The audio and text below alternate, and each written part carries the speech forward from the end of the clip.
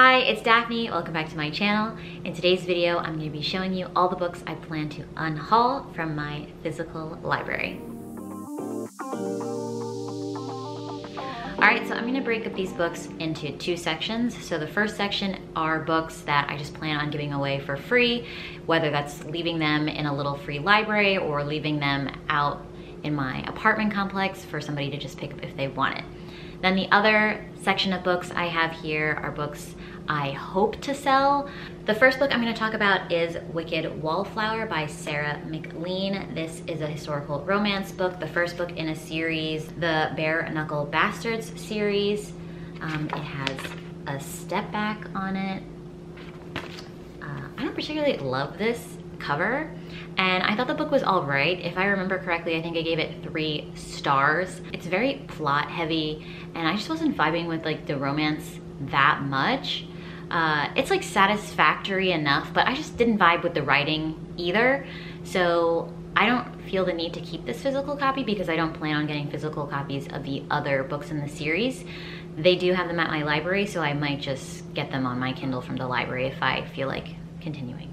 I don't exactly remember, but I think the main heroine in this wanted to like learn about passion, and there was this like mysterious guy out for revenge on people within her circle, and they like came to some kind of deal.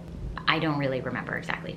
Then I have this book, Vampire Interrupted by Lindsay Sands. I got this at the used bookstore for probably like $1 or $2. I started reading it, but I just thought the writing was so bad. Like the sexy scene that I encountered in this book was so cringy, and like the male character was not performing. It was just very underwhelming for me as an avid romance reader, and I think it's like not even the first book in a series. It might be like the 7th or something. I don't know. It's well into a world that I had no idea about, and this book is about vampires and stuff. The main female vampire is like getting assassination attempts against her, and there's this other vampire guy that comes across her one day and is like, she's my mate. And it's that kind of story. There's a lot of like family dynamic going on in this story. It has like a family tree in here. So I was like looking at that and I was like, oh, that's kind of interesting, but it did make me realize that I don't know what is going on with all these people. There's like a lot of characters. So I didn't end up finishing it because I didn't like the writing at all. So I'm just gonna give this away for free because I got it for like $1. Similarly, I got this book at the used bookstore as well for like $1. This is Bet Me by Jennifer Cruz. This is also a romance book, but it's contemporary. I DNF'd this book as well. I was reading maybe like the first 50 so pages, and there's so much focus on the fact that this female character is fat, and like describing her as like kind of being ugly and like frumpy, and I just feel like there was bad energy even from the main character against herself. So I kind of started skipping ahead, and I don't think like her and the hero had any good chemistry at all. Like there was just too much focus on negatively describing her as ugly because she was fat, and I was like, that's not the type of energy I need in my diverse reading, you know? So I DNF'd this quickly. I don't know if I'd recommend this. Like I'm gonna get rid of it, but like I'm not gonna burn it or something. So I'm just gonna put it somewhere for someone to take for free. And maybe they'll like it. I don't know. I didn't really get that far. All right, this next one is so random. I have The City of Bones by Cassandra Clare. This is like the first book in the Mortal Instruments series. I had this back at my parents' house, and I took it with me like a few years ago because I was like, oh, that book is so popular. Cassandra Clare is so popular. People are still reading her books here on Booktube, and I was like, let me just see what's going on with that book again. I started reading it. I was like, wow, this is way YA. Like obviously it's YA. But then I started remembering my experience reading it the first time, like in middle school, and I was like, doesn't she like end up with her brother? Right? And then I did like some research, and there's a lot of themes of incest in Cassandra Clare's books. And I don't care what she says about it. I don't care how she's like, oh, there's incest in Game of Thrones and it's like a royalty thing, and like they're not really brother and sister, or like, I don't know, but there's just too much incest stuff going on that why would I spend energy reading that? That is not something I want to suffer through. So I'm gonna get rid of this as well. No hard feelings if you like this book, just not for me. All right, then I have In the Quick by Kate Hope Day. I got this in a giveaway from Goodreads. I did complete this book. It's a sci-fi about like a prodigy female astronaut, and it had so much potential. There's like this mission when our main heroine was a child. Her like grandfather worked closely with NASA creating new technology for space travel, but this crew went missing out in space and they couldn't contact them. So as she gets older, she's very obsessed with this. Like, she still thinks they're alive and she wants to try to save them, and it's that story. But I feel like that synopsis didn't really happen. I felt like a lot of this was just the mundane life of this heroine. I mean, she's studying to be an astronaut. She's like in this training facility, and she's on, maybe she's like on a space station. I don't remember what it's called, but it's all mundane stuff and no action. And I felt like maybe when there was gonna be action, the book just ends abruptly. So I was very disappointed in this. I gave it 3 stars, I believe, but it might have deserved 2 stars. The cover is so beautiful though. It made a good addition to my library for a while, especially when I had it faced out. I mean, the spine looks like this too, which is cute, but the astronaut and the pink planet is stunning. But I need more space for books that I love. So I think I'll give this away and see if somebody else wants it. I'm giving this away for free because it's a giveaway copy, right? Can I? Maybe I will sell this because I thought this was an advanced reader copy since I won it, but it doesn't say anywhere that I can't resell it. So maybe I will sell it and hopefully someone else will enjoy it. I also got this book in a Goodreads giveaway. This is Leap of Faith by Cameron Hamilton and Lawrence Bede. This is the couple from the first season of Love is Blind. I saw they were doing a giveaway for it and I was like, you know what? Why not? I hadn't tried a lot of giveaways at that point. So I just put my name in and I got it. I did start reading it just because I was like, oh, I have it, I should just read it. And I was learning about Lauren's life, but I just wasn't that interested in the Love is Blind world anymore, so I don't feel a need to keep up space here in my apartment, on my bookshelf. So I'm gonna give this away. This one definitely is just a review copy. It says it here on the sticker, not for resale, so I'll just leave this for someone else to enjoy for free. All right, now moving into the books I definitely plan on selling to some capacity. I have Q-Teen 84 here. This is a Japanese book by Haruki Murakami. Hopefully I'm not butchering that completely. This book I was really proud to finish. I got this book so many years ago. My fiance bought it for himself and then said I should read it. Then he like lost his own copy and then bought a new copy. Then we ended up finding the original copy, so we have 2. So this is the second copy of this book I have here on my bookshelf, so I don't need both. I feel like this is a very popular book as well, so I think I could definitely sell it. This book is kind of like an alternate reality. I think it's a bit of a play on 1984. So in the story, Q-Teen 84 is this alternate reality that our heroine finds herself lost in. It looks like the normal world, but things are different. There's like these weird magical little creatures and this really weird teenage girl, and there is a romance going on, but like barely. Like, it's not a romantic book, but there's like a romantic plot line underlying these 2 characters, our heroine and our hero. Also, I think this book is kind of creepy. Like, there were some weird sexual things happening not between the 2 love interests that I just felt really gross reading. So trigger warning for that. I mean, I don't know if it's triggering. It's just like creepy. I don't know. I did not like it. And like the thoughts of the hero and like some of his sexual thoughts and like memories about his own mother are just like creepy and weird. Not like sexual between him and his mom, but like just remembering weird encounters his mom had with other men when he was like an infant. I don't know, it was just very strange. Oh, and there's like another character in this. I don't know. I just did not like that aspect of it, but I'm really proud of myself for getting through it because I've had this book for years and I attempted to read it multiple times. I don't need 2 copies, so I'm gonna get rid of this one. All right, this next one I'm a little bit on the fence about. I have It Ends With Us by Colleen Hoover.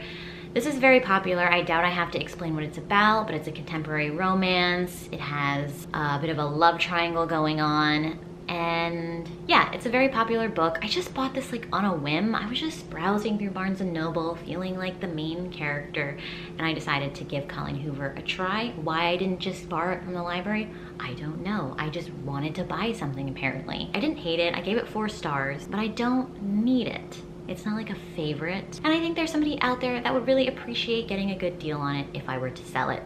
All right, then I'm gonna do a 2-for-1 here. I have A Rogue of One's Own and A Portrait of a Scotsman by Evie Dunmore. Obviously, I got these off Book of the Month. I really liked her first book in the series, Bringing Down the Duke. It was so fun, so steamy, a good time, well written, but like something happened with the next 2.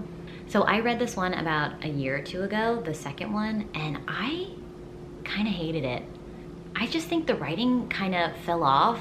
Like, the description of things wasn't clear. I couldn't imagine like where people were like in a room or like how they were interacting with each other. And I think the plot didn't make any sense. It was like this scenario where our heroine was trying to buy like a printing company, and this guy ended up buying most of the shares of it. And he was like, if you want it, you have to have sex with me or something. But like the logic wasn't there. It just didn't make sense how the plot was set up. Like, I don't remember if I'm saying it exactly right, but it's something along those lines. And I was just like, what? Like, it was just a way to try to force them together, and it just didn't vibe with me. It didn't make sense enough for me to like let that go. And the steam was like way down, like way disappointing compared to her first book. I just did not feel any chemistry between them. And yeah, I did not like it. But I still had hope when I went into the 3rd book. I was like, okay, maybe the 2nd book was just like a flop. Like, I don't know, just like a flop, that's kind of mean. Maybe the 2nd book was just like a fluke and she'll get back on track with the 3rd one. But this one, I just still didn't like. I feel like the plot again was weak, where it was trying to force them together in a way that was just not that believable or interesting, or like, it just didn't make sense enough. So this heroine like kisses this hero because she's attracted to him, and then all of a sudden like she's forced to marry him, and like that sounds fine, but like the details of that exchange was just so not believable to me. I just didn't vibe with it. Like, maybe somebody else like really felt the chemistry, but I didn't feel any chemistry at all. There were better scenes in this book. The steam was better than the 2nd one for sure, but I don't know. I didn't like the heroine. I felt like she was very immature and made stupid decisions and had stupid thoughts and was like playing games. I filmed a clip of myself ranting about this while I was reading it. I don't know if that's up anywhere. She was just being like very manipulative and weird at the end, and the guy did what she wanted him to do, but like it wasn't necessary. Like, if I was him, I'd be like, why are you playing games with me? Like, if you want to be with me, be with me. Why are you trying to be like, oh, I'm leaving you at, like, I don't want to spoil it. I don't know. I'm trying not to spoil it. But like, if I was a man, I'd be fed up with this heroine. Okay, so I'm at the epilogue. I read the last chapter, and she was playing games. I can't stand her. She's almost unbearable at this point. Like, this book is so confusing because Lucian, love him, makes my heart swell. I'm like, oh my God, he says all the right things. Even in this stupid scenario where he finally figured out what her game was, he's like so like amazing. Like, I love his lines. I love his quotes, right? The author kills it with Lucian. What the fuck was she doing with Harriet? Harriet sucks. She absolutely sucks. And like, Harriet knows she sucks, and you would think she would learn, but like, I feel like it just got worse. The highs and lows for this book were very extreme. Like, highs, like loving their connection, loving Lucian, their moments together, the tension were great. But then the lows, like poor plot, nonsensical reasoning, Harriet being a shithead, like, we're so low that, like, what a whirlwind of an experience. Like, oh God, not in a good way. I just wanted it to be good, like, through and through, not, like, being so confused emotionally on, like, if this book was good or bad or okay. Like, can I even say it's okay if the parts that were bad were, like, that bad? Because that's not okay. Like, have some consistency at least, Jesus. So, very disappointed in this. I don't need to keep both of these books, so they will both be finding new homes somewhere else because they can't stay here. Then I have One Day in December by Josie Silver. I've read at least 2 books by this author and I didn't like either of them very much. These are contemporary romances, but they're slow burn. And I don't love that. I mean, I've read Mariana Zapata and I've enjoyed her slow burns, but you feel the tension, you feel like hopeful, you feel invested in the plot. This particular book, the story is that the heroine sees this man, like, while she's traveling on the bus, they make eye contact, they have like an instant connection, but they're like separated because he's on the sidewalk and she's on the bus, and then the bus drives away. She's like, oh my God, that's the one, I need to find him. So she spends a couple weeks like trying to find him. She's telling her girlfriend, like her girlfriend's about this guy. Then her best friend comes to her and she's like, oh, I just met a guy, like, I'm gonna introduce him to you. He's my new boyfriend. I'm so excited. I think he could be the one. And it ends up being that same man. And he remembers her, but they don't like say anything. They don't confirm that they like felt this connection in an instant. But like, I don't like being in misery. And most of the book is them just being apart from each other. I don't know. It's like the timing was never right. And it's like, if you actually wanted to be together, just like have this guy break up with the other girl and like try it out. I don't know why it was such a big deal. Like, life just kept getting in the way so they couldn't be together. And that's not fun for me. I ended up reading it in like 2 days just because I wanted to get to the point where they were together. And that doesn't happen until like the last 2 pages. Spoiler alert. Don't read this. You can read it. If you like it, you know, obviously, no shade. But if you're like me, you will not have a good time. So I'm gonna sell this as well. Then I have the Ex Hex by Erin Sterling. I read this over Halloween this past year. This is a witchy romantic comedy, I guess you could say. This was fine. It didn't really do anything for me. I thought it would be more witchy. Like, there's not that much magic, and I just don't like in media, like movies and books, when the characters just make silly mistakes and like bad things just keep happening to them. I don't like them always failing, being like a comedic device, and this kind of gave that type of energy for me. You can disagree with that if you've read that, but that's just like the vibe that it gives me, where I can't really enjoy it. And I didn't really feel the chemistry either, and there were too many things in the plot that were left unexplained. So this is about the heroine who lives in this cute little witchy town. The normal world doesn't know about witches, and the hero is a powerful witch from like Europe, but his family had founded this town in America. When they were teenagers, they fell in love one summer, and then something happens where she gets really mad and feels betrayed by him, and they break up, and she hexes him, and she thinks it's fake, but it ends up being real. So he had like left the country, and when he comes back 10 years later, all these like misfortunes start happening to him, and they have to fix it. Clearly they had issues for the reasons they broke up originally, but that was like never discussed from my recollection. And it's like, how can you create a new relationship when you haven't talked about your problems? Like, that just didn't make sense to me. I just wanted to feel real, and it didn't feel real. It didn't feel like they were having realistic conversations. It didn't feel like they were realistically addressing their feelings and issues, and it was just disappointing for me. It's a rom-com, so I guess it's supposed to be light and fun, but like, it wasn't light and fun enough for me. Then the last book I have to talk about in this video is The Heiress Gets a Duke by Harper St. George. This is a historical romance about like an American heiress, I believe. I don't know if she's American actually. She might be.